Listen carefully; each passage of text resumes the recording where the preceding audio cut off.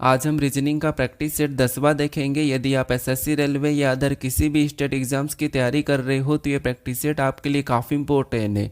चाहे SSC, CGL, CHSL, CPO, MTS, GD, Delhi police या फिर railway, NTPC, group D, RPF, constable, ALP technician या फिर एमपी पुलिस, यूपी पुलिस की तैयारी कर रहे हो तो ये प्रैक्टिस सेट आपके लिए काफ़ी इंपॉर्टेंट है, क्योंकि इस प्रैक्टिस सेट में जो प्रश्न दिए गए हैं इन्हीं टाइप के प्रश्न आपकी परीक्षाओं में पूछे जाएंगे। तो चलिए हम शुरू करते हैं प्रश्न 1 से।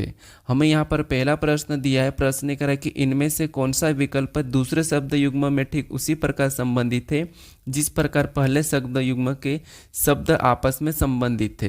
यानी यहाँ पर हमारे पास नीचे शब्द दिए हैं, जिस प्रकार यहाँ पर मछली और गलफड़ा आपस में जो संबंध है उसी प्रकार मनुष्य के साथ किस शब्द का संबंध है ये आपको बताना है। यह हमारा शब्द एनालॉजी का प्रश्न है और यहाँ पर हम मिक्स क्वेश्चन करेंगे, जैसे रेलवे ग्रुप डी में पूछे गए प्रश्न, रेलवे एनटीपीसी में पूछे गए प्रश्न, एसएससी में पूछे गए प्रश्न या स्टेट में पूछे गए प्रश्न को यहाँ पर हम कवर करेंगे, ठीक है, ताकि एक ही प्रैक्टिस सेट में आपकी सभी एग्जाम की प्रैक्टिस हो जाए। तो यहाँ पर हमारे पास एनालॉजी का प्रश्न और हालांकि ये सरल प्रश्न है।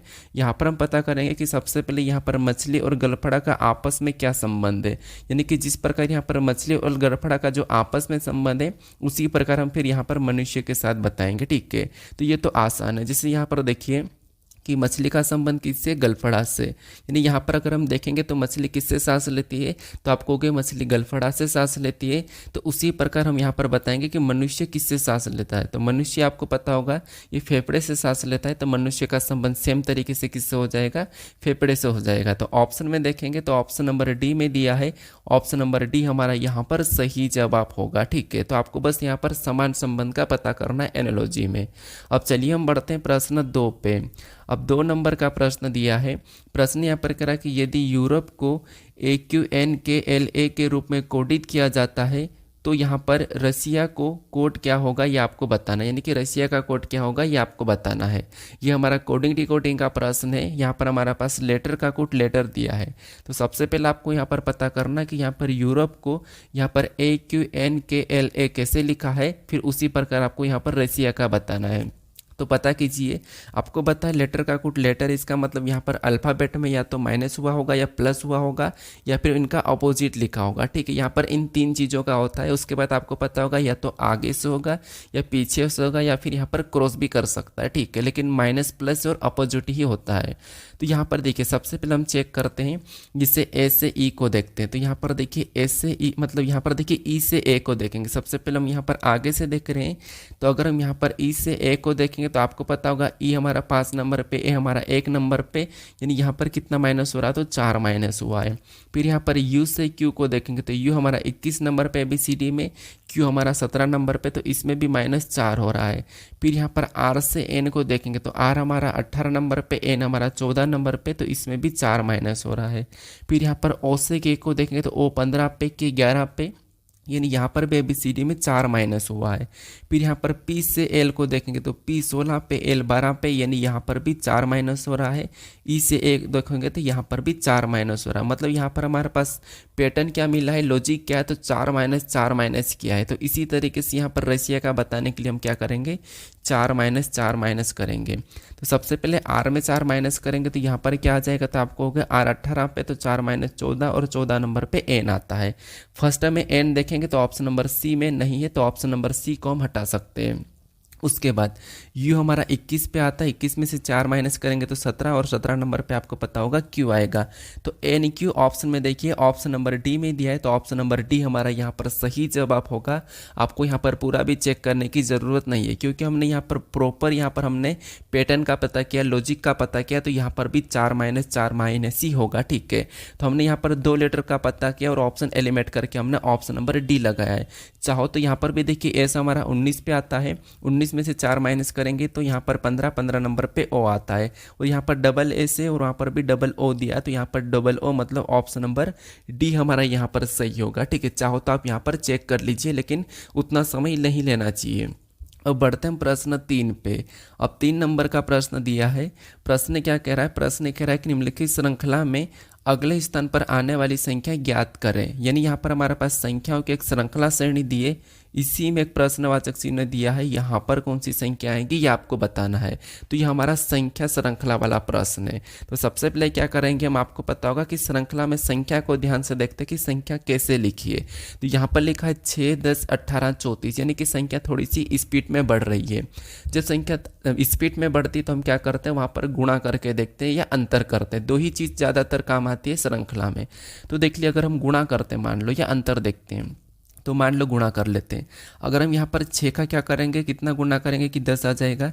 तो आपको अगर हम 6 का 2 गुना करते तो 6 का 2 गुना कितना हो जाएगा, 12, और 12 में से 2 को माइनस करेंगे तो 10 आ जाएंगे। ठीक है, इसी तरीके से 10 से 18 का पता करते तो 10 का भी क्या करेंगे कि 18 आ जाएगा, कितना गुना करेंगे, तो 10 का भी अगर हम यहाँ पर 2 गुना करते तो 10 का 2 गुना 10, 10 का 2 गुना 20 हो जाएगा, और 20 में से क्या करेंगे, 2 माइनस करेंगे तो 18 आ जाएंगे, और 18 यहाँ पर लिखा है।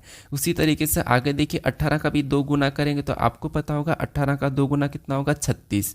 18 का 2 गुना होता है 36, और 36 में से 2 माइनस करेंगे तो 34 आ जाएंगे। तो पैटर्न क्या है यहाँ पर, 2 गुना माइनस 2, 2 गुना माइनस 2 यहाँ पर पैटर्न है। तो यहाँ पर क्या करेंगे, 34 का भी 2 गुना करेंगे और माइनस 2 कर लेंगे। तो 34 का 2 गुना कितना होता है, तो 34 का 2 गुना 68 होता है। कितना होता है, 68, और 68 में से 2 माइनस करेंगे तो कितने बचेंगे, 66। यानी जो प्रश्नवाचक चिन्ह है यहाँ पर क्या आना चाहिए, 66 आना चाहिए। तो ऑप्शन में देखिए 66 कहाँ पर है, ऑप्शन नंबर सी में दिया है। तो ऑप्शन नंबर सी हमारा यहाँ पर सही जवाब होगा। ठीक है, तो बस आपको यहाँ पर प्रॉपर पैटर्न का पता करना था। अब चलिए हम बढ़ते हैं प्रश्न 4 पे। अब 4 नंबर का प्रश्न दिया है। प्रश्न क्या कह रहा, प्रश्न कह रहा कि श्रृंखला में अगला पद ज्ञात कीजिए। यानी ये हमारी जो श्रृंखला, ये शब्द श्रृंखला है। आपने पहली बार देखा होगा, क्योंकि पहले इतना शब्द श्रृंखला का प्रश्न नहीं आता था, लेकिन अभी एसएससी का जो एडीक्विटी पैटर्न है वो शब्द श्रृंखला का भी प्रश्न दे रहा है। ठीक है, तो हमें शब्द का भी नॉलेज होना चाहिए। जैसे यहाँ पर मुख्य समाचार, उसके बाद क्या दिया है देखिए, मुख्य समाचार, उसके बाद यहाँ पर परिचय, परिचय के बाद विवरण, विवरण के बाद यहाँ पर विश्लेषण दिया है।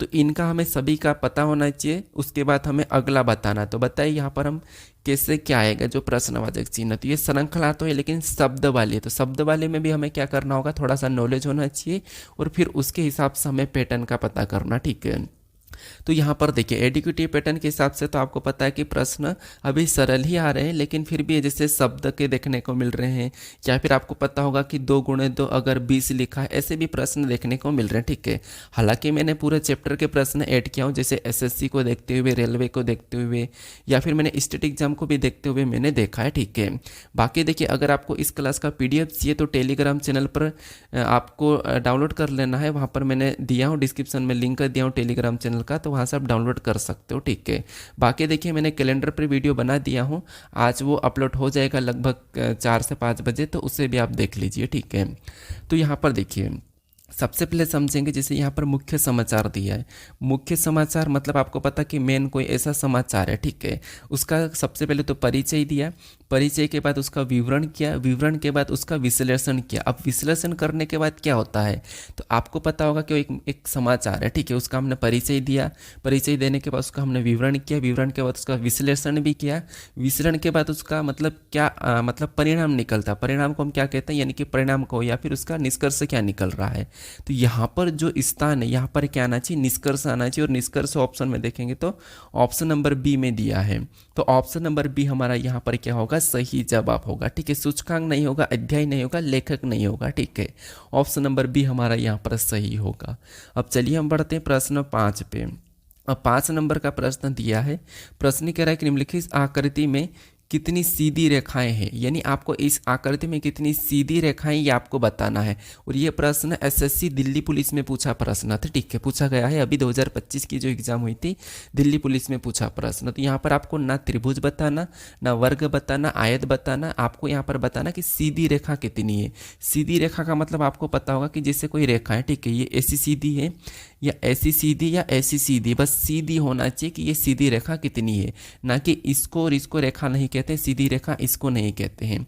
तो बताइए यहाँ पर इस आकृति में सीधी रेखा कितनी है। तो आसान है, यहाँ पर देखिए सबसे पहले इस कोने से देखेंगे तो ये हमारी 1 हो जाएगी, 1 के बाद ये दूसरी हो जाएगी, ये हमारी तीसरी है, ये चौथी है और ये 5वीं। टोटल इधर से हमारे पास कितनी मिली है, 5 मिली है।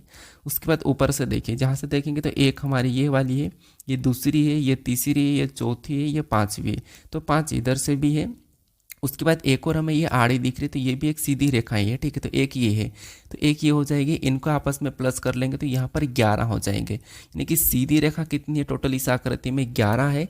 तो ऑप्शन नंबर बी हमारा यहाँ पर सही जवाब होगा, ठीक है। तो आसान सा प्रश्न है, इसलिए आपको यहाँ पर प्रश्न को पढ़ना और प्रश्न क्या कह रहा है ये भी ध्यान से देखना है, ठीक है। अब चलिए हम बढ़ते हैं प्रश्न 6 पे।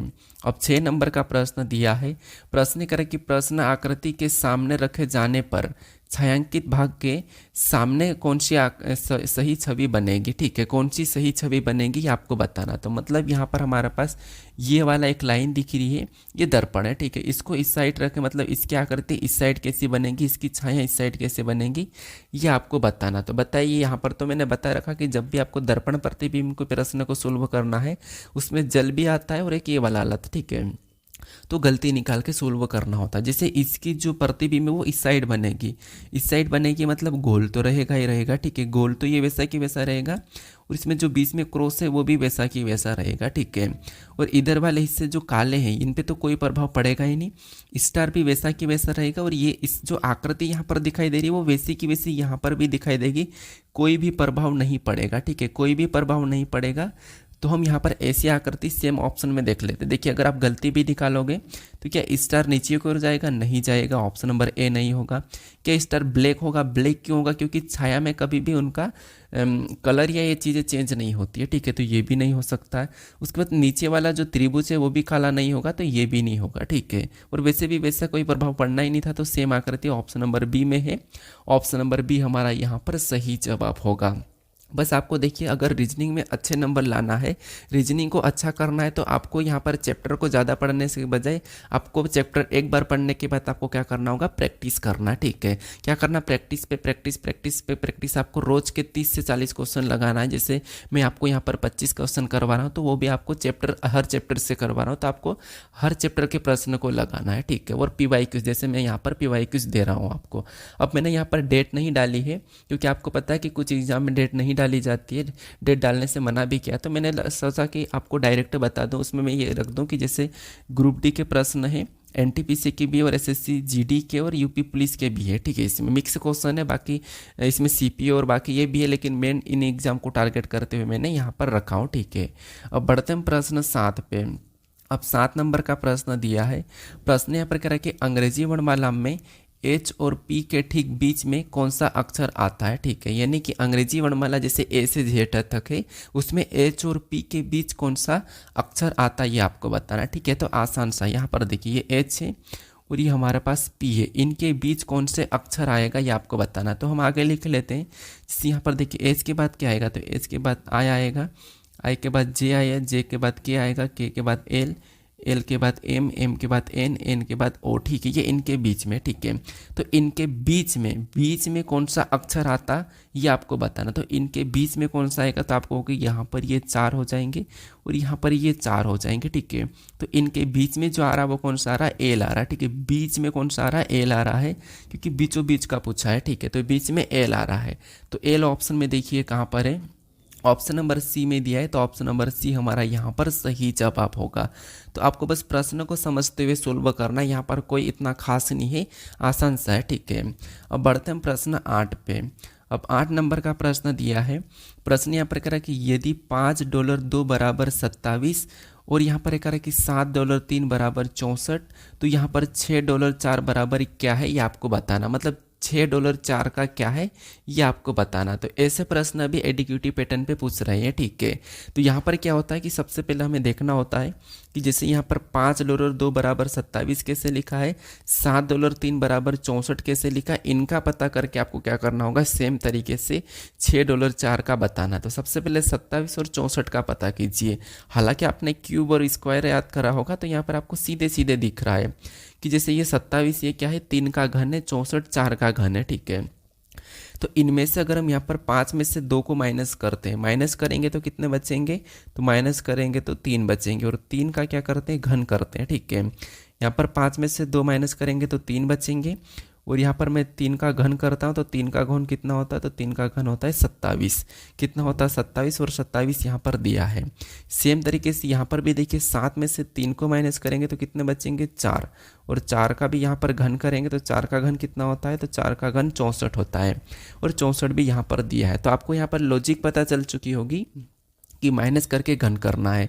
तो सेम तरीके से यहाँ पर क्या करेंगे, माइनस करके घन करेंगे। 6 में से 4 को घटाएंगे तो 6 में से 4 को घटाएंगे तो कितने बचेंगे 2, और 2 का भी क्या करेंगे, सेम तरीके से घन करेंगे। तो 2 का घन आपको पता होगा 8 होता है। तो यहाँ पर $6 बराबर क्या होगा, 8 होगा। कितना होगा, 8 होगा। तो ऑप्शन में देखिए 8 कहाँ पर है, ऑप्शन नंबर सी में दिया है। तो ऑप्शन नंबर सी हमारा यहाँ पर सही जवाब होगा। कौन सा, ऑप्शन नंबर सी। अब चलिए हम बढ़ते हैं प्रश्न 9 पे। अब 9 नंबर का प्रश्न दिया है। प्रश्न यहाँ पर कह रहा है कि एक निश्चित कोड में यहाँ पर मोबाइल को NQCKNG लिखा जाता है, यहाँ पर टैबलेट को कैसे लिखा जाएगा ये आपको बताना है।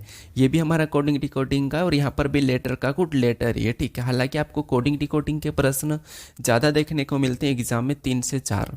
तो यहाँ पर देखिए सबसे पहले आपको पता करना कि यहाँ पर मोबाइल को यहाँ पर NQCKNG कैसे लिखा है, उसी प्रकार फिर आपको यहाँ पर टैबलेट का बताना है। तो यहाँ पर पता कीजिए, अल्फ़ाबेट में आपको पता होगा माइनस प्लस या इसका विपरीत लिखा होगा, ये 3 चीज़ें ही होती है, और बाकी इनमें आगे से या पीछे या क्रॉस करके लिखा जाता है, ठीक है। इसके अलावा ज़्यादा नहीं होता है, या फिर उन्हीं लेटर को उन्हीं में पलटा के भी लिखा जाता है। तो यहाँ पर देखिए अगर हम यहाँ पर M से क्या करेंगे, N को देखेंगे तो MN मतलब यहाँ पर +1 है। फिर यहाँ पर O से क्या करेंगे, O से Q को देखेंगे तो OQ मतलब यहाँ पर +2 है। उसके बाद B से C को देखें तो BC मतलब यहाँ पर भी +1 है। फिर यहाँ पर I से K को देखेंगे तो IK मतलब I 9 पे K 11 पे मतलब इसमें +2 है। यहाँ पर कितना जोड़ा है, 2 जोड़ा है। फिर यहाँ पर L से क्या करेंगे, N को देखें तो LN मतलब यहाँ पर भी +2 है, कितना +2। और E से G को देखें तो E 5 पे G 7 पे, तो यहाँ पर भी +2 है। तो यहाँ पर देखिए 1 + 2 + 1 + 2 + फिर 2 2 प्लस लास्ट में है। तो ऐसा कैसा हमें भी वहाँ पर देखना है और जोड़ना है, इतना ही, ठीक है। तो सबसे पहले में क्या करेंगे, पहले में हम क्या करेंगे, 1 प्लस करेंगे तो टी के बाद क्या आएगा, U आएगा, और U ऑप्शन में सभी में है। फिर इसमें सेकेंड वाले में क्या करेंगे, ए में हम 2 जोड़ेंगे, तो ए में 2 जोड़ेंगे तो ABC यानी कि यहाँ पर C आएगा, ठीक है। फिर वापस से हमने यहाँ पर 1 प्लस कर लिया, 2 प्लस कर लिया, अभी वापस से 1 प्लस करेंगे तो B में क्या करेंगे, 1 प्लस करेंगे तो B के बाद क्या आएगा C, B के बाद क्या आएगा C। तो UCC ऑप्शन में देख लीजिए, केवल एक ही ऑप्शन में ऑप्शन नंबर C यहाँ पर सही होगा। आपको पूरा चेक करने की ज़रूरत नहीं है, लेकिन फिर भी हम चेक कर लेते हैं वापस से। अभी तो हमें 2 2 ही प्लस करना भी, ये वाला 2, ये वाला 2, ये वाला 2। तो L में 2 प्लस करेंगे तो यहाँ पर क्या आएगा, N आएगा। E में 2 प्लस करेंगे तो यहाँ पर G आएगा। T में 2 प्लस करेंगे तो यहाँ पर V आएगा। तो यही वाला हमारा ऑप्शन नंबर C में है, तो ऑप्शन नंबर C यहाँ पर सही जवाब होगा, ठीक है, UCCNGV। अब चलिए हम बढ़ते हैं प्रश्न 10 पे। अब 10 नंबर का प्रश्न दिया है। प्रश्न कह रहा है कि एक निश्चित कोड में यदि फीस को 69198 के रूप में कोडित किया जाता है तो यहाँ पर HSIF को कैसे कोडित किया जाएगा, यह हमें प्रश्न पूछा है। मतलब ये हमारा कोडिंग डिकोडिंग का ही प्रश्न है, लेकिन यहाँ पर हमारे पास लेटर का कुछ संख्या दिया है। यहाँ पर हमारे पास क्या दिया है, लेटर का कुछ संख्या दिया है। तो ये भी आपको पता होगा कि जब लेटर का कुछ संख्या दिया जाता है तो हम क्या करते हैं, उन लेटर को संख्या में बदलते हैं। जैसे यहाँ पर देखिए ए हमारा ABCD में कितने नंबर पे, 6 नंबर पे आता है, और यहाँ पर 6 लिखा है। आई हमारा 9 नंबर पे आता है, यहाँ पर 9 सीधा लिखा है। एस हमारा 19 पे आता है, यहाँ पर 19 सीधा लिखा। H 8 पे आता है, यहाँ पर 8 सीधा लिखा। तो यहाँ पर सीधा सीधा इनकी प्लेस वैल्यू लिखा है कि ये ABCD में कितने नंबर पे आते हैं। तो यहाँ पर भी हम सीधा सीधा बता देंगे कि H हमारा ABCD में 8 नंबर पे आता है, एस हमारा ABCD में 19 नंबर पे आता है, एच हमारा 19, वैसे उन्हीं लेटर को पलटा भी रखा, ठीक है। ये 19 नंबर पे आता है, आई हमारा 9 नंबर पे आता है, और एफ हमारा 6 नंबर पे आता है। तो यही वाला ऑप्शन में देखेंगे तो option number 8, 19, 9, 6 option number A में दिया है, तो ऑप्शन नंबर ए हमारा यहाँ पर सही जवाब होगा, ठीक है। तो बस हमें लेटर का कोड जब संख्या दिया जाता है तो हमें संख्या में बदलना है, ठीक है। अब चलिए हम बढ़ते हैं प्रश्न 11 पे। अब 11 नंबर का प्रश्न है, ये भी हमारा वैसा ही प्रश्न है। प्रश्न क्या कह रहा है कि एक निश्चित कोड भाषा में यहाँ पर गिफ्ट को 42, 68 और यहाँ पर टर्न को 35, 27 के रूप में कोडबंद किया गया है। दी गई कोड भाषा में टी के लिए कोड क्या है। तो यहाँ पर भी हमारे पास आप कहोगे कि लेटर का कोड संख्या दिया है, लेटर का कोड हमारे पास यहाँ पर संख्या दिया है। तो जब लेटर का कोड संख्या दिया जाता है तो हम क्या करते हैं, उन लेटर को संख्या में बदलते हैं। तो ये तो नॉर्मल बात है, लेकिन एक बात याद रखना, यहाँ पर अगर आपको सिंगल लेटर का पूछे तो मैंने बता रखा कि आपको यहाँ पर संख्या में नहीं बदलना है, फिर आपको लेटर लेटर में और संख्या संख्या में कॉमन देख के काटना है। तो यहाँ पर आपको संख्या में बदलने की ज़रूरत नहीं है, तो यहाँ पर हम कॉमन देख के काटते हैं। सबसे पहले लेटर में देखेंगे, जैसे यहाँ पर देखिए आई हमारे पास कॉमन नहीं है, हमारे पास एक ही लेटर कॉमन है, वो है टी है, तो टी को काटेंगे। अब यहाँ पर एक ही लेटर कॉमन है, बाकी कॉमन नहीं है, और हमें यहाँ पर टी का ही पूछा है, हमें यहाँ पर टी का ही पूछा है, ठीक है। तो यहाँ पर हम क्या करेंगे, संख्या में भी कोई एक संख्या कॉमन होगी, वो टी का कोड हो जाएगी। तो यहाँ पर हमें कौन कॉमन दिख रहा है, तो आपको हो गया हमारे पास केवल 2 कॉमन दिखा, तो हम 2 को काटेंगे। तो यहाँ पर टी कटा है और 2 कटा है, तो टी का कोड क्या हो जाएगा, 2 हो जाएगा।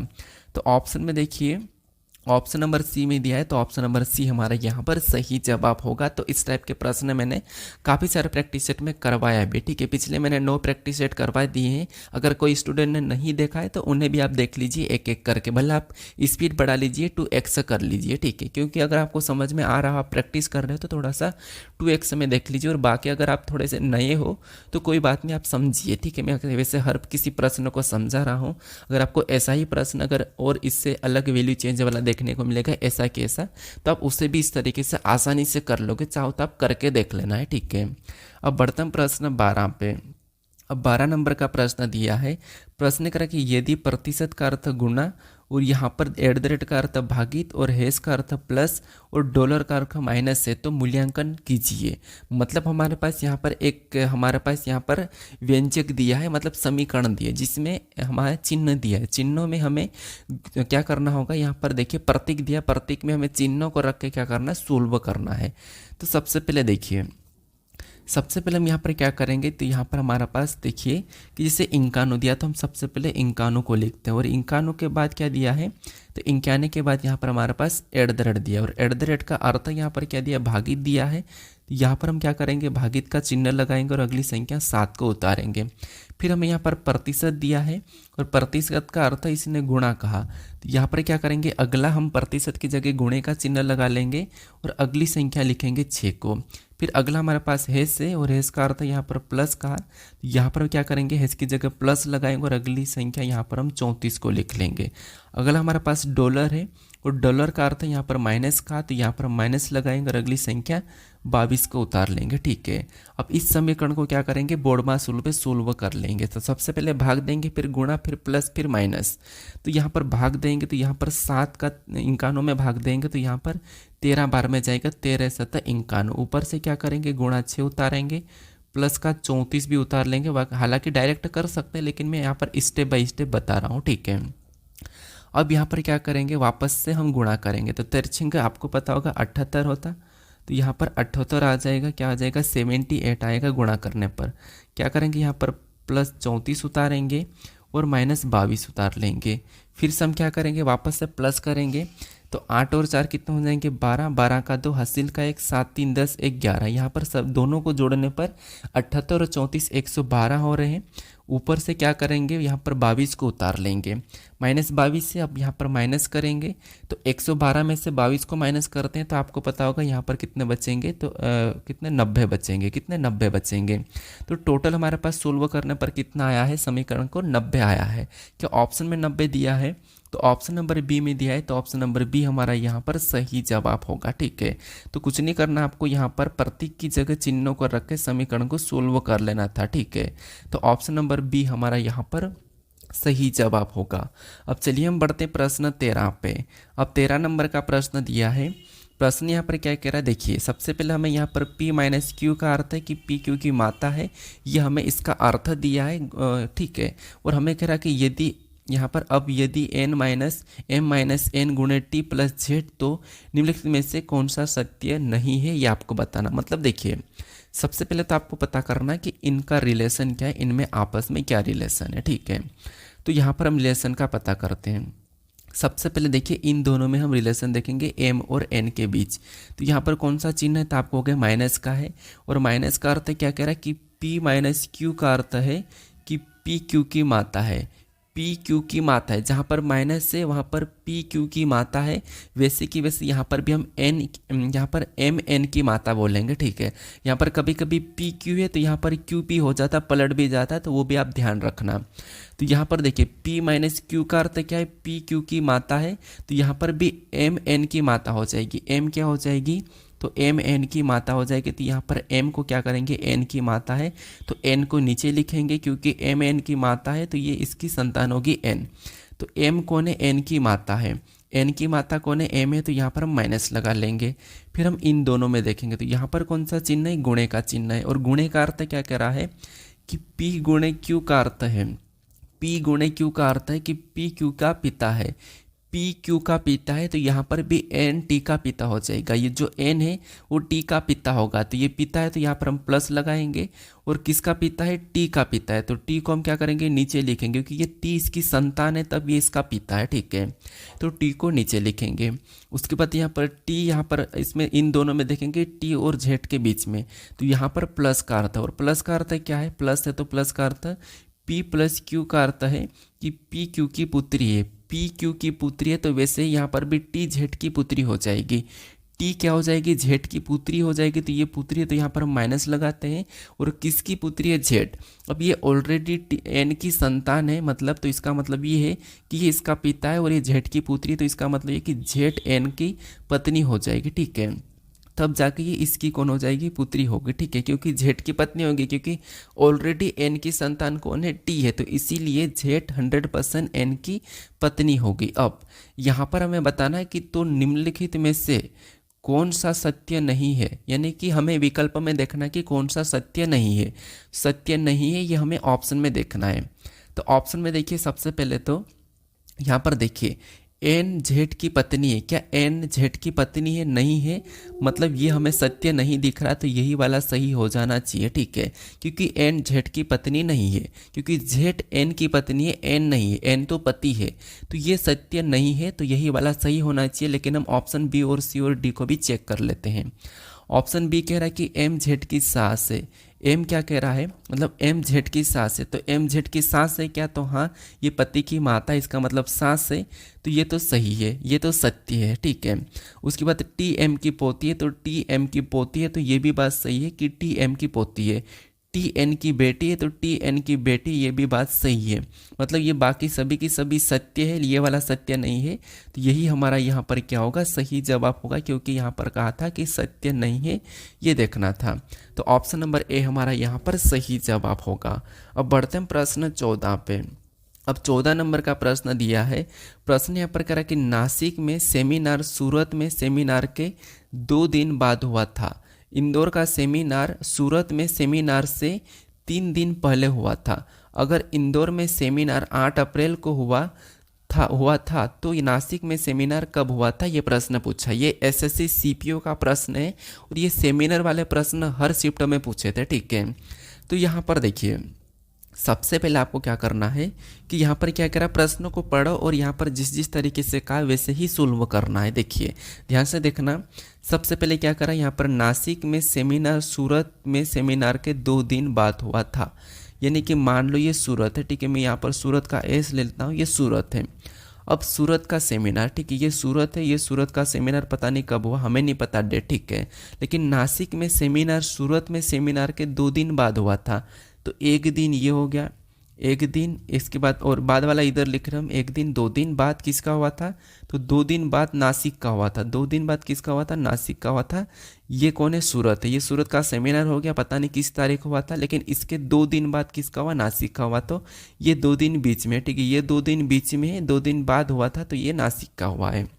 उसके बाद आगे पढ़िए, आगे प्रश्न करेंगे इंदौर का सेमिनार सूरत में सेमिनार से 3 दिन पहले हुआ था, यानी कि सूरत से 3 दिन पहले, तो 1 दिन ये हो गया है, ये हमारा दूसरा दिन हो गया है, ये हमारा तीसरा दिन हो गया, और 3 दिन पहले मतलब यहाँ पर हुआ था इंदौर का सेमिनार।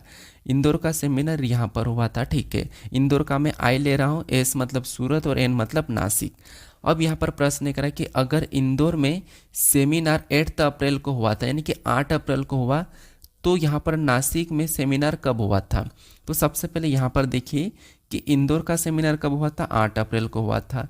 अब कह रहा है कि नासिक का सेमिनार कब हुआ था, ठीक है।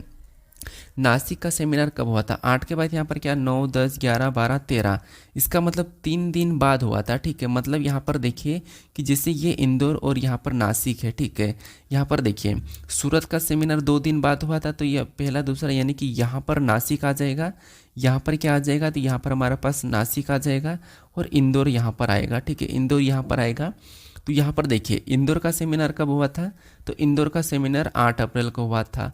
अब यहाँ पर कह रहा है कि इंदौर का सेमिनार 8 अप्रैल को हुआ था, तो नासिक में सेमिनार कब हुआ था, तो नासिक में सेमिनार कब हुआ था, तो यहाँ पर 8 के बाद ये वाला फिर 9 होना चाहिए, और 9 के बाद ये वाला 10 होना चाहिए, 10 के बाद ये वाला 11 और ये वाला 12 और ये हमारा 13 होना चाहिए, ठीक है। तो अगर इंदौर का 8 को हुआ तो यहाँ पर नासिक का कब हुआ था होगा, 13 अप्रैल को हुआ था होगा, 13 अप्रैल को हुआ था होगा। तो ऑप्शन में देखिए 13 कहाँ पर है, ऑप्शन नंबर बी में दिया है, तो ऑप्शन नंबर बी हमारा यहाँ पर सही जवाब हो जाएगा, ठीक है।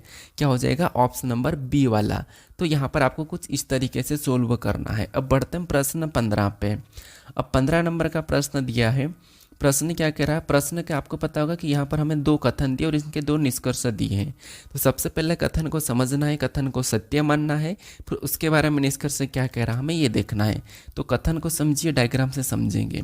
यहाँ पर कह रहा है कि कुछ बिल्लियाँ, मान लो बिल्लियाँ का मैं बी ले रहा हूँ, आप ये मत बोलना कि बिल्लियाँ मतलब केट और केट मतलब सी लेना, सी ऐसा लेने की ज़रूरत नहीं है, बस हमें समझने के लिए। तो यहाँ पर बिल्लियाँ का मैं बी ले लेता हूँ। उसके बाद यहाँ पर कह रहा है कि कुछ बिल्लियाँ क्या है, कुत्ते हैं। तो यहाँ पर कुछ बिल्लियाँ को मैं क्या करता हूँ, कुत्ते के हिस्से में ले लेता हूँ। तो कुत्ते का मतलब कुत्ते मतलब डॉग, डॉग का मैं डी नहीं ले लूँगा, कुत्ते का मैं यहाँ पर मैं के ही ले लूँगा समझने के लिए, ठीक है। अब यहाँ पर दूसरे को पढ़ेंगे। दूसरा कह रहा है कि सभी कुत्ते क्या है, जानवर है। अब जितने भी कुत्ते हैं वो सभी के सभी जानवर है। तो यहाँ पर सभी कुत्ते को क्या करूँगा, मैं जानवर के अंदर ले लूँगा और जानवर का मैं जे ले रहा हूँ, ठीक है। एनिमल मतलब ए लेने की ज़रूरत नहीं है, बस हमें समझने के लिए कोई सा भी लेटर ले लो, ठीक। आपको उतना लोड नहीं लेना है यहाँ पर कि सर जानवर मतलब एनिमल, तो एनिमल का आप यहाँ पर ए लो। उसके बाद यहाँ पर डॉग का डी लो, केट का सी लो, ये लेने की ज़रूरत नहीं है, ठीक है।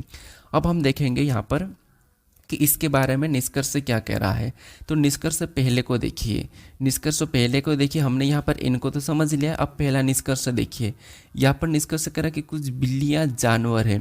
क्या आपको यहाँ पर कुछ बिल्लियाँ जानवर दिखाई दे रही, तो हमें यहाँ पर कुछ बिल्लियों का हिस्सा जानवर के अंदर भी है। तो इसका मतलब ये वाला हमें सही कह रहा है कि कुछ बिल्लियाँ जानवर है।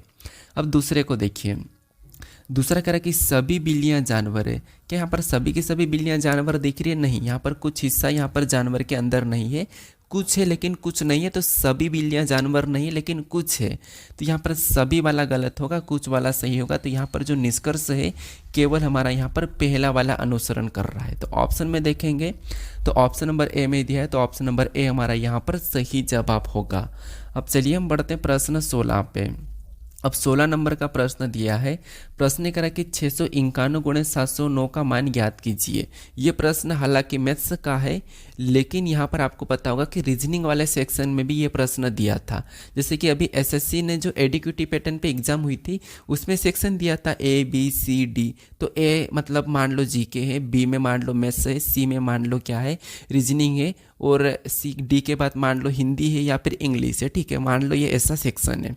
तो ये वाला जो प्रश्न है ये रीजनिंग वाले सेक्शन में था, तो इसीलिए मैंने यहाँ पर रीजनिंग वाले प्रैक्टिस सेट में ऐड कर लिया हूँ, ठीक है। तो कुछ नहीं करना, आपको यहाँ पर गुणा ही करना है सीधा सीधा।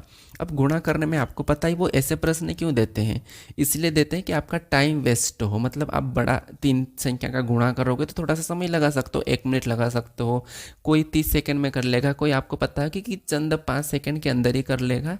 तो ये इसलिए देते हैं, ठीक है। अब कुछ स्टूडेंट ने तो आंसर लगा दिया होगा और कुछ ने अभी गुणा करना शुरू कर दिया होगा, किसी को 2 मिनट भी लग सकता है। तो देखिए मैं थोड़ा सा आपको बताता हूँ कि जब आपको ऐसा मिले तो गुणा कैसे करना। सबसे पहले आपको इकाई अंक से देख के ऑप्शन एलिमिनेट कर लेना, ठीक है। अगर ऐसे आपको 2 ऑप्शन मिले तो फिर आपको गुणा करना होगा, लेकिन एक ही ऑप्शन मिले तो आपको गुणा करने की ज़रूरत नहीं। जैसे यहाँ पर देखिए 9 और 1 का आपस में गुणा करेंगे तो इक्का अंक तो 9 एकम 9 ही होगा। तो यहाँ पर एक ही ऑप्शन में 9 दिया है तो ऑप्शन नंबर हमारा यहाँ पर बी ही सही हो जाना चाहिए।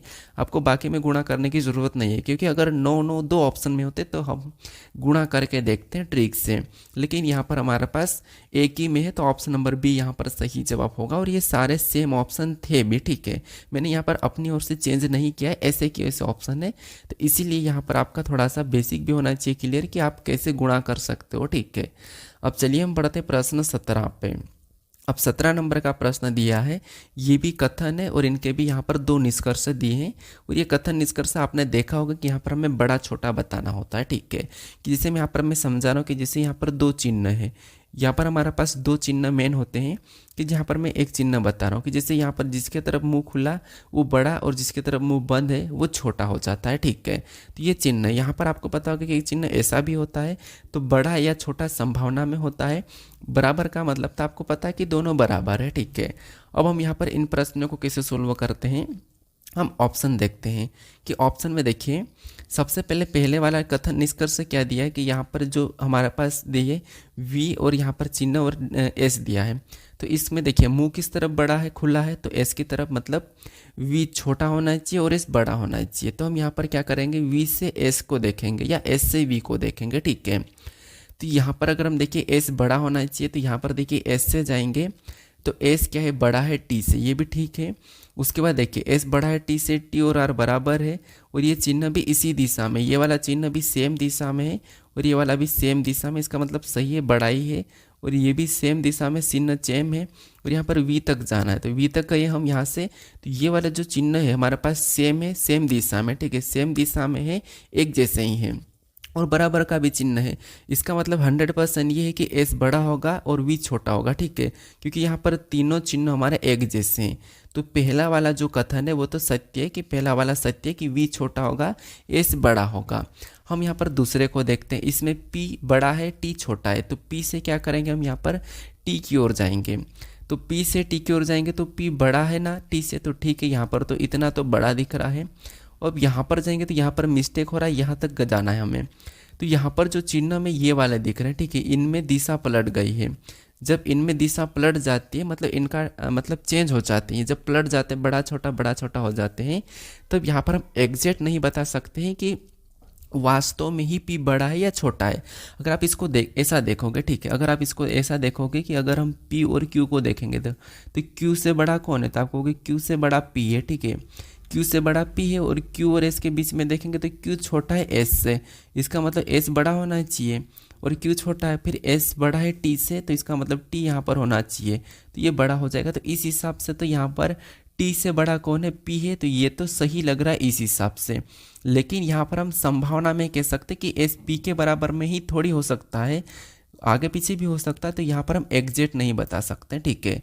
तो इसीलिए यहाँ पर ये वाला जो चिन्ह चेंज हो गए, इसका मतलब यहाँ पर हम पी को बड़ा नहीं मानेंगे, ये संभावना हो सकती है, ठीक है। तो इसीलिए दूसरा गलत होगा, केवल एक ही सत्य होगा। तो ऑप्शन नंबर सी हमारा यहाँ पर सही जवाब होगा, ठीक है। कौन सा, ऑप्शन नंबर सी। तो ये बड़ा तो है लेकिन ये संभावना में बड़ा है, ना कि एग्जैक्ट बड़ा नहीं है, ठीक है। यहाँ पर पी टी से बड़ा है लेकिन संभावना में, हम यहाँ पर एग्जैक्ट डायरेक्ट नहीं कह सकते, ठीक है। तो इसीलिए निष्कर्ष केवल एक ही सत्य है। अब बढ़ते हैं प्रश्न 18 पे। अब 18 नंबर का प्रश्न दिया है, यहाँ पर प्रश्न करा कि उस युग्म का चयन करें जो नीचे दिए गए दो युग्मों के समान पैटर्न का अनुसरण करता है। दोनों युग्म समान पैटर्न का अनुसरण करते हैं, मतलब यहाँ पर आपको बताना है कि जिस तरीके से इन दोनों युग्म का जो आपस में संबंध है उसी प्रकार की इस विकल्प में संबंध है, ये आपको बताना। तो लेटर है, लेटर में पता कीजिए, आसान है। सबसे पहले देखिए एच से क्या करेंगे, एल को देखेंगे तो यहाँ पर 4 प्लस हुआ है। के से ओ को देखेंगे तो यहाँ पर भी ABCD में 4 प्लस है। एन से आर को देखें तो यहाँ पर भी 4 प्लस है। तो यहाँ पर दोनों में 4 प्लस, मतलब तीनों लेटर में 4 प्लस हो रहा है। सभी में क्या हुआ है तो आप कहोगे 4 प्लस हुआ है, ठीक है। यहाँ पर देखेंगे डी से एच 4 प्लस है, जे से एन 4 प्लस है, ओ से एस 4 प्लस है, तो इसमें भी 4 प्लस हुआ है। तो यहाँ पर हमें जो पैटर्न मिला है, लॉजिक मिला है 4 प्लस का मिला है। तो ऐसा कैसा, ऑप्शन में देख लीजिए। ऑप्शन में देखेंगे ए से एफ क्या 4 प्लस है, और सॉरी ए से ई 4 प्लस है तो है, एफ से जे 4 प्लस है तो है, MCQ M13 पे Q17 पे 4+, तो इसमें 4+ दिख रहा है सभी में, मतलब इनके जैसा जो हमें मैच हुआ है वो ऑप्शन नंबर ए मैच हो रहा है, तो ऑप्शन नंबर ए हमारा यहाँ पर सही जवाब हो जाएगा। एक बार आप कंफर्म करने के लिए चेक कर लीजिए BCD को भी, ठीक है। तो ए में 4+ करेंगे C होगा, नहीं होगा, ये नहीं होगा। G में 4+ करेंगे तो क्या होगा, 11 होगा, मतलब यहाँ पर K होना चाहिए, नहीं होगा। W में 4+ नहीं होगा, तो ये हमारा ऑप्शन नंबर ए वाला सही जवाब होगा, ठीक है। ऑप्शन नंबर ए हमारा मैच हुआ है। अब बढ़ते हैं प्रश्न 19 पे। अब 19 नंबर का प्रश्न दिया है।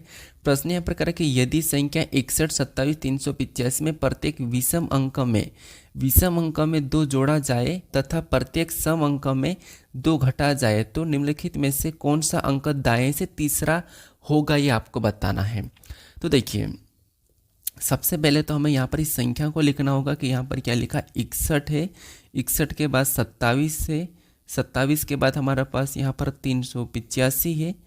तो यहाँ पर हमें बताना है कि सबसे पहले तो देखिए हमें यहाँ पर जोड़ने के लिए कहा कि प्रत्येक यहाँ पर विषम अंक में 2 जोड़ना है, विषम अंक में 2 जोड़ना है और यहाँ पर सम अंक में 2 घटाना है, ठीक है। तो ये याद रखना। तो सबसे पहले हम यहाँ पर क्या करते हैं, विषम में 2 जोड़ लेते हैं।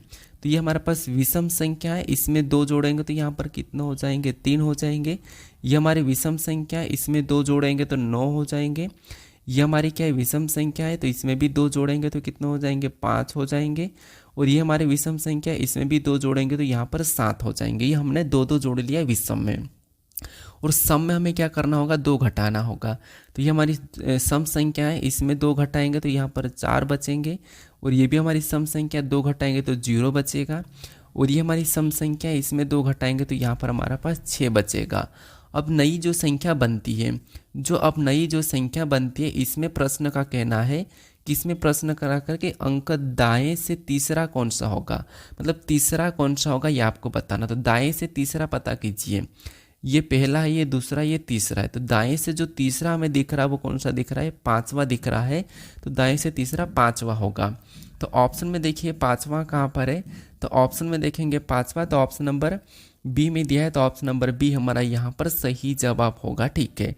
तो बस हमें यहाँ पर जैसा प्रश्न कह रहा है वैसा आपको यहाँ पर सोल्व करना है कि प्रश्न क्या कह रहा है, ठीक है। तो हमें कह रहा था कि सबसे पहले तो विषम में 2 जोड़ना है, सम में 2 घटाना है, पर जब नई संख्या बन जाएगी तो उसमें दाएं से तीसरा कौन सा होगा, तो दाएं से तीसरा 5 और बाएं से तीसरा 0 है, ठीक है। तो ऑप्शन नंबर बी हमारा यहाँ पर सही जवाब होगा। अब बढ़ते हैं प्रश्न 19 पे। अब 19 नंबर का प्रश्न दिया है।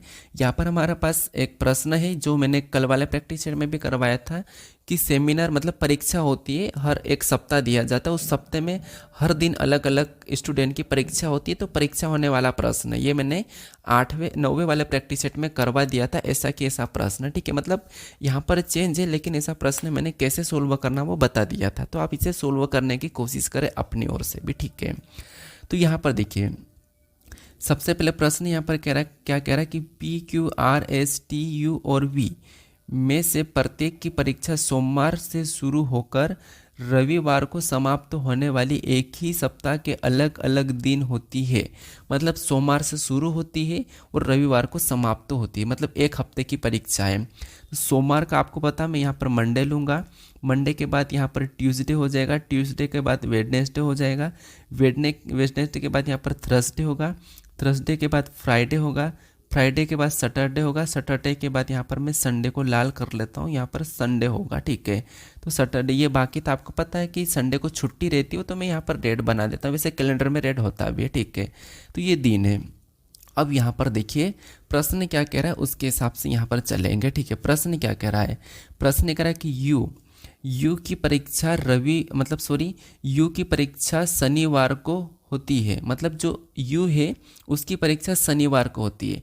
तो यहाँ पर शनिवार कहाँ पर है, यहाँ पर है। तो यू की परीक्षा कब हो रही है, शनिवार को हो रही है। तो यहाँ पर हम यू को बिठा लेंगे कि यू की परीक्षा शनिवार को हो रही है, ठीक है। यहाँ पर मैं यू को रखता हूँ कि यू की परीक्षा शनिवार को हो रही है। यू की परीक्षा कब हुई है, शनिवार को। आगे प्रश्न कह रहा है कि एस और टी के बीच केवल 4 लोगों की परीक्षा होती है। एस और टी के बीच केवल 4 लोगों की परीक्षा होती है। तो यहाँ पर देखिए और आगे हम पढ़ेंगे तब पता चलेगा। देखिए आगे करें कि जिनमें से किसी भी परीक्षा, मतलब जिनमें से किसी की भी परीक्षा यहाँ पर कह रहा है कि सोमवार को नहीं होती, यानी कि जो एस और टी के बीच में 4 लोगों की जो परीक्षा होती है, जिनमें से किसी की भी परीक्षा यहाँ पर सोमवार को नहीं होगी। इसका मतलब ये है कि यहाँ पर मैं देखिए एक को यहाँ पर मैं ट्यूसडे को रखूँगा, एक को मैं ट्यूसडे को रखूँगा और एक को मैं यहाँ पर संडे को रखूँगा। तो इसके बीच में 4 लोगों की परीक्षा हो गई। तो यहाँ पर एस और टी, तो यहाँ पर मैं एस को रखता हूँ, यहाँ पर मैं एस को रख रहा हूँ, ठीक है।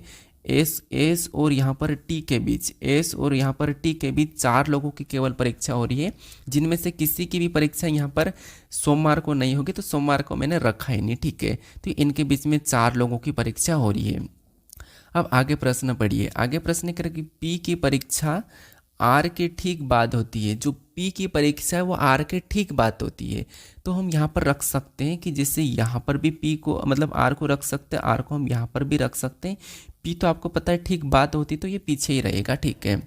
तो पी की परीक्षा आर के ठीक बाद होती है और वी की परीक्षा आर के ठीक पहले होती है। ये पढ़ लीजिए, वी की परीक्षा आर के ठीक पहले होती है। इसका मतलब ये है कि आर को हम यहाँ पर रखेंगे बीच वाले दिन।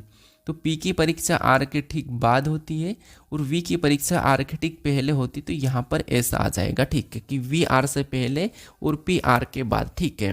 तो यहाँ पर बुधवार को वी आ जाएगा और गुरुवार को यहाँ पर आर और शुक्रवार को पी आ जाएगा। अब आगे प्रश्न को पढ़िए। प्रश्न और क्या कह रहा है? प्रश्न कह रहा है कि टी की परीक्षा पी के बाद होती है। जो टी की परीक्षा वो पी के बाद होती, तो हमें यहाँ पर दिख रहा है कि टी की परीक्षा पी के बाद है। तो इसका मतलब एस और टी को हमने सही बिठाया है, ठीक है, कि पी की परीक्षा मतलब टी की परीक्षा पी के बाद होती है। अब यहाँ पर प्रश्न कह रहा है कि यहाँ पर देखिए प्रश्न क्या कह रहा है ये समझना है। तो प्रश्न कह रहा है कि एस के बाद कितने लोगों की परीक्षा होती है। तो देखिए यहाँ पर एस के बाद कितने लोगों की परीक्षा हो रही है। तो एस के बाद आप कहोगे एक इसकी हो रही है, आर की भी हो रही है, पी की हो रही है, यू की हो रही है, टी की हो रही है।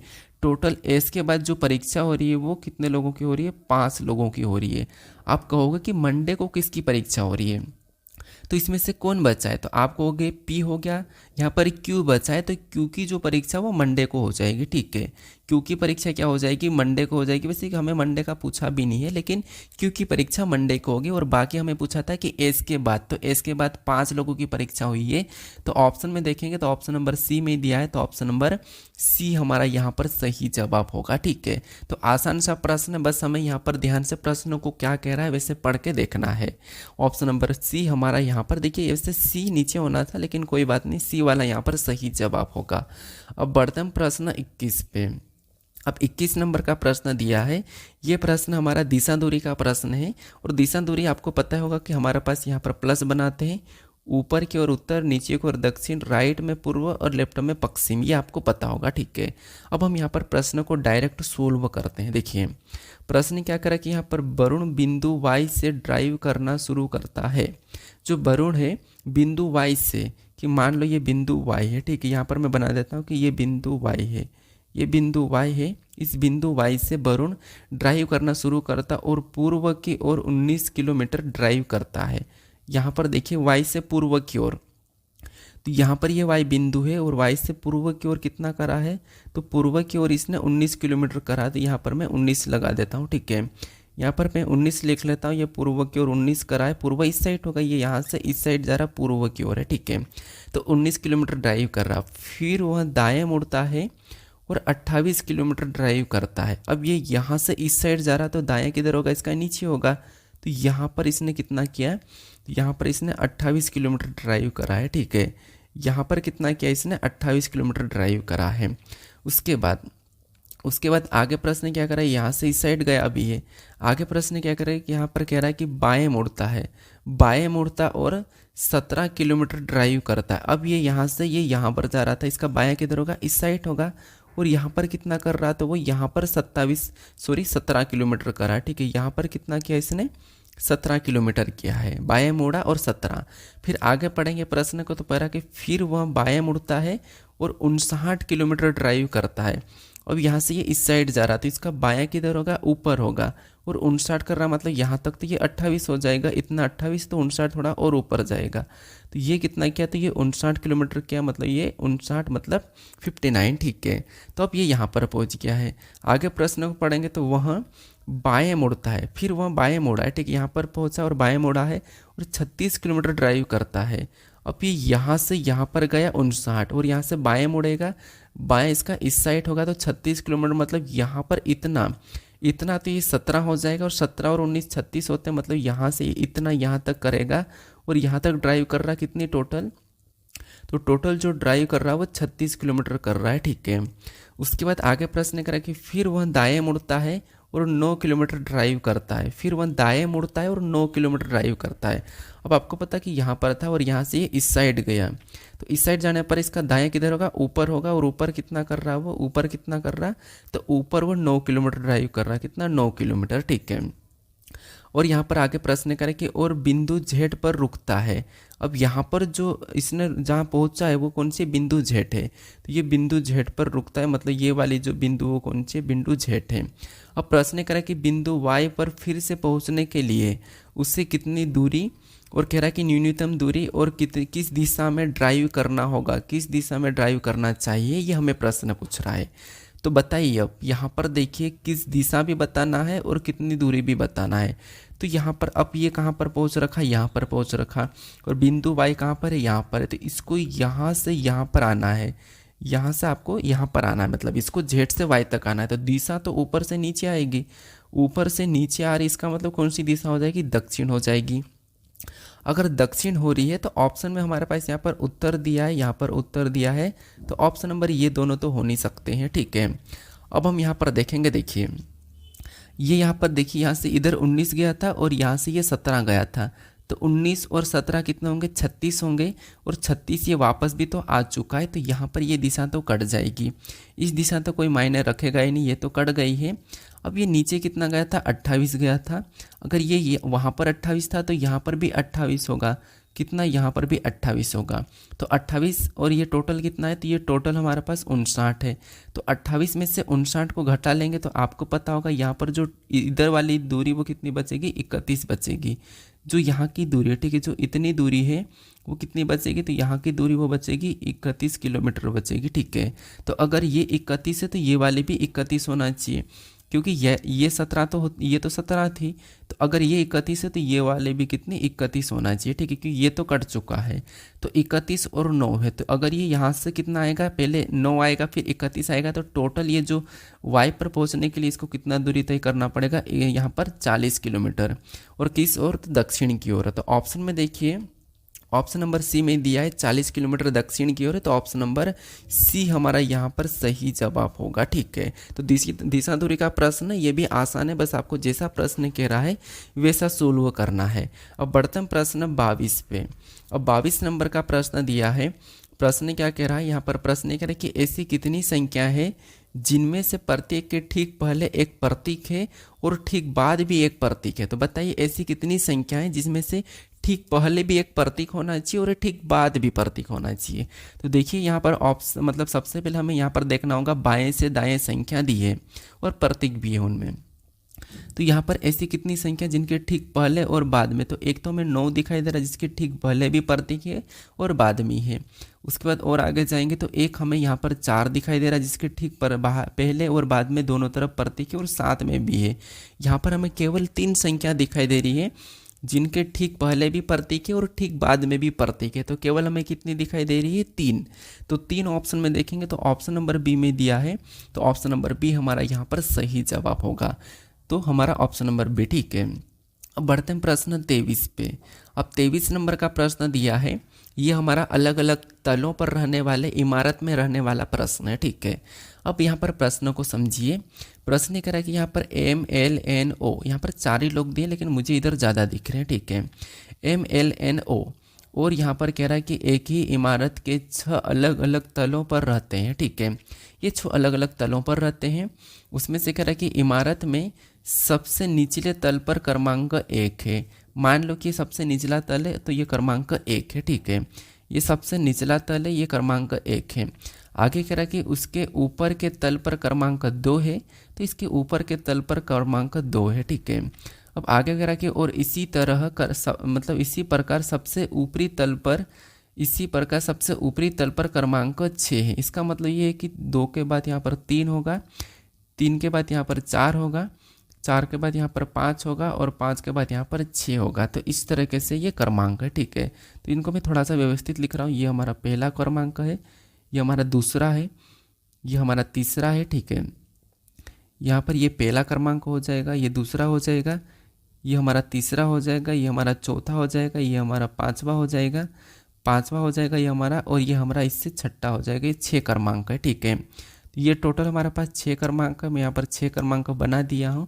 उसके बाद अब प्रश्न जैसा कह रहा होगा ना वैसा कि वैसा आपको सोल्व करना। आप भी वैसा कि वैसा कॉपी पे बना लो, ठीक है।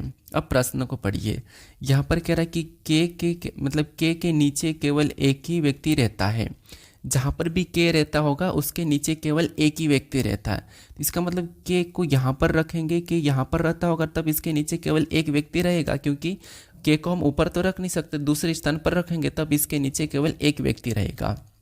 उसके बाद आगे प्रश्न करा कि एल और के बीच केवल 3 व्यक्ति रहते हैं।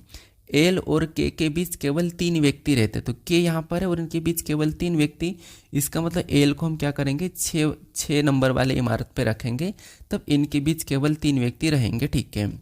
आगे प्रश्न करें कि एन और के बीच किसी तल पर रहता है, मतलब सॉरी एन के नीचे किसी तल पर रहता है। जो एन है वो के नीचे किसी तल पर रहता है। तो इसका मतलब एक ही तल बचा, तो इसका मतलब यहाँ पर एन रहेगा, क्योंकि के नीचे एक ही तल है और एन के नीचे रहता है किसी तल पर, तो वो तल 1 पर रहेगा। उसके बाद आगे प्रश्न करा कि ओ सम क्रमांक वाले तल पर रहता है। जो ओ रहता है वो सम क्रमांक वाले तल पर रहता है। तो सम इसमें से केवल एक ही है। कौन है, 4 है, तो यहाँ पर ओ रहेगा, ठीक है, क्योंकि 5 और 3 पे तो रहेगा और बाकी जगह तो एल और एन और के रह रहे हैं, तो यहाँ पर रहेगा। आगे प्रश्न करा है कि एम विषम क्रमांक वाले तल पर रहता है। अब जो एम है वो विषम क्रमांक वाले तल पर रहता है। तो विषम हमारे पास 2 है, 5 भी और 3 भी है। वो किस पे रहेगा वो हम आगे प्रश्न को पढ़ लेते हैं। तो एम विषम क्रमांक वाले तल पर तो रहता है, लेकिन तल क्रमांक 5 पर नहीं रहता है। इसका मतलब यहाँ पर नहीं रहेगा एम, फिर यहाँ पर रहेगा, 5 पर नहीं रहता तो 3 पर रहेगा। अब हमारे पास केवल एक और बचा है, जो कि यहाँ पर कह रहा है कि वी और के बीच कितने व्यक्ति रहते हैं। तो वी कहाँ पर आ जाना चाहिए, वी क्रमांक 5 पे वी आ जाना चाहिए, ठीक है। तो हमने यहाँ पर सभी को बिठा लिया है, सभी का अलग अलग तल भी बना लिया है। वी और के बीच कितने तल है, मतलब कितने व्यक्ति रहते हैं, ये प्रश्न पूछा। वी और के बीच तो यहाँ पर तो हमें 2 ही दिख रहे हैं। कितने दिख रहे हैं, 2 दिख रहे हैं। तो 2 ऑप्शन में देखिए कहाँ पर है। तो ऑप्शन में 2 देखेंगे तो ऑप्शन नंबर बी में दिया है। ऑप्शन नंबर बी हमारा यहाँ पर सही जवाब हो जाएगा, ठीक है। तो आपको तल वाले प्रश्न में भी जैसा प्रश्न कहा है वैसा सोल्व करना है। अब बढ़ते हैं प्रश्न 24 पे। अब 24 नंबर का प्रश्न दिया है। प्रश्न क्या कह रहा है, प्रश्न कह रहा है कि दिए गए विकल्पों में से उस अक्षर समूह का चयन कीजिए जो निम्नलिखित श्रृंखला में प्रश्न चिन्ह के स्थान पर आ सकता है। मतलब ये सीरीज का प्रश्न लेटर सीरीज का है, ठीक है। तो एक एक लेटर को चेक करना है, ये तो आपको पता होगा। जैसे यहाँ पर देखिए V से R को देखिए, मतलब यहाँ पर कितना माइनस हो रहा है, तो यहाँ पर 4 माइनस। फिर R से N को देखेंगे तो यहाँ पर भी 4 माइनस। तो अगला हमें यहाँ पर बताना, तो यहाँ पर क्या करेंगे, 4 माइनस करेंगे। तो N में 4 माइनस करेंगे, मतलब पहला लेटर हमारा J हो जाएगा, और J सभी ऑप्शन में। J में 4 माइनस करेंगे तो F है, तो F भी यहाँ पर दिया है। अब हम दूसरे को चेक करते हैं। डी है, डी से जी को देखिए, डी 4 पे, जी 7 पे, मतलब यहाँ पर प्लस कितना हो रहा है, तो आप कहोगे यहाँ पर +3 हो रहा है। फिर जी से जे को देखेंगे तो यहाँ पर भी +3 हो रहा है। तो अगला हमें यहाँ पर लाने के लिए क्या करना होगा, +3 करना होगा। तो जे में 3 प्लस करेंगे तो यहाँ पर क्या आ जाएगा, एम आ जाएगा। तो जे एम ऑप्शन में देखिए तो बी में नहीं है, और अगले में 3 प्लस करेंगे तो पी आएगा, तो यहाँ पर भी पी दिया है। अब लास्ट वाले को चेक कर लीजिए। लास्ट यू है, यू से एस को देखेंगे तो यू हमारा 21 पे, एस हमारा 19 पे, मतलब यहाँ पर 2 माइनस है। एस से क्यू को देखेंगे तो यहाँ पर भी 2 माइनस है। तो अगला हमें लाने के लिए 2 माइनस करना होगा। तो क्यू में 2 माइनस करेंगे तो ओ आ जाएगा। तो यहाँ पर जो अगला लेटर ओ आना चाहिए, ओ में 2 माइनस करेंगे तो अगला हमारे पास एम आना चाहिए, और एम दिया भी है। तो जे एम ओ आपको देखना है, जे एम ओ कहाँ पर दिया है, तो ऑप्शन नंबर ए में दिया है। ऑप्शन नंबर ए हमारा यहाँ पर सही जवाब होगा। अब चलिए हम बढ़ते हैं प्रश्न 25 पे। अब 25 नंबर का प्रश्न दिया है, ये हमारा उत्तर दिशा की ओर, मतलब पंक्ति वाला प्रश्न, ठीक है। तो हमें पढ़ना है। सबसे पहले देखिए, यहाँ पर 7 मित्र ABCDNOP, यहाँ पर 7 मित्र ABCDNOP दिए हैं, ठीक है। इनमें से आगे प्रश्न करा कि उत्तर की ओर मुंह करके एक सीधी पंक्ति में बैठे हैं, मतलब ये उत्तर की ओर मुंह करके एक पंक्ति में बैठे हैं, तो हम यहाँ पर बिठाते हैं, ठीक है। प्रश्न जैसा कह रहा है वैसा, तो यहाँ पर कह रहा है कि ए के दाईं ओर कोई नहीं बैठा है। मान लो हमने यहाँ पर पंक्ति में ए को यहाँ पर बिठा दिया है, तो ये ए बैठा है। अब ए की दाईं ओर कोई भी नहीं बैठा है, मतलब ए यहाँ पर बैठा है। अब ए ये उत्तर की ओर मुख करके बैठा है। ए की दाईं ओर, क्या आपको पता होगा कि दायां इस साइड होगा, दायां किस साइड होगा, इस साइड होगा, यहाँ पर दायां होगा, और इस साइड क्या हो जाएगा, तो आपको ये भी पता होगा कि यहाँ पर बायां होगा, ठीक है। यहाँ पर क्या होगा, बायां होगा। तो ये यहाँ पर बायां दायां हमने लिख लिया। तो इसका कहना है कि एक ही दाएं और कोई भी नहीं बैठा, इसका मतलब है कि सारे के सारे 7 लोग कहाँ पर बैठेंगे, यहाँ पर बैठेंगे, ठीक है। सारे के सारे 7 लोग कहाँ पर बैठेंगे, यहाँ पर इस साइड बैठेंगे बाई ओर। तो 4 हो चुके हैं, ये 5 हो जाएगा, 5 के बाद ये 6, 6 के बाद ये 7, तो टोटल 7 लोग हैं। तो 7 लोग सारे के सारे एक के इस साइड ही बैठेंगे, 6 लोग, तो ठीक है। क्योंकि यहाँ पर कह रहा है कि एक के बाएं, मतलब एक के दाएं ओर कोई भी नहीं बैठा है। अब आगे प्रश्न को पढ़िए। प्रश्न कह रहा है कि ए और डी के बीच, ए और डी के बीच केवल 3 लोग बैठे हैं। ए और डी के बीच केवल 3, मतलब यहाँ पर हम डी को बिठा देंगे, यहाँ पर हम डी को बिठाएंगे तो इनके बीच केवल 3 लोग आ जाएंगे, ठीक है। अब आगे प्रश्न को पढ़िए। प्रश्न करा कि डी और बी के बीच केवल 2 लोग बैठे हैं। यहाँ पर कह रहा है कि डी और बी के बीच केवल 2 लोग बैठे हैं, डी और बी के बीच। तो इधर तो बी को हम बिठा नहीं सकते क्योंकि यहाँ पर तो एक ही लोग आएगा, 2 ही लोग हैं इस साइड। तो डी और बी के बीच केवल 2 लोग, तो यहाँ पर हम बी को बिठाएंगे तो डी और बी के बीच केवल 2 लोग आ जाएंगे, ठीक है। उसके बाद आगे प्रश्न करा कि सी पी के बाईं और तीसरे स्थान पर बैठा है। जो सी है बी के बाईं और, सी जो है पी के बाईं ओर तीसरे स्थान पर बैठा है। इसका मतलब है कि यहाँ पर पी को बिठाएंगे तो बाईं ओर तीसरे स्थान पर यहाँ पर होगा, और यहाँ पर बिठाएंगे तो यहाँ पर होगा। लेकिन हमें आगे प्रश्न को पढ़ना होगा। यहाँ पर करके एन पी के दाईं ओर, मतलब एन जो है पी के ठीक दाईं ओर पड़ोस में बैठा है। एन पी के ठीक दाईं ओर पड़ोस में बैठा है, इसका मतलब पी यहाँ पर होगा, और एन पी के दाईं ओर पड़ोस में बैठा तो यहाँ पर आ जाएगा। और सी पी के बाईं ओर तीसरे स्थान पर, तो यहाँ पर सी आ जाएगा, ठीक है, तीसरे स्थान पर। हमें प्रश्न यहाँ पर क्या पूछ रहा है, प्रश्न पूछ रहा है कि ओ और बी के बीच कितने लोग बैठे हैं। ओ और बी के बीच, अब हमारे पास एक लोग यहाँ पर बच गया है, और कौन है, ओ है, तो ओ यहाँ पर आ जाएगा ऑटोमेटिक, ठीक है। अब हमें बताना कि ओ और बी के बीच कितने लोग बैठे हैं। तो बताइए यहाँ पर ओ और बी के बीच, तो ओ और यहाँ पर बी के बीच, तो यहाँ पर ओ है, और बी के बीच मतलब यहाँ पर 3 लोग दिख रहे हैं हमें। कितने लोग दिख रहे हैं, 3 लोग दिख रहे हैं।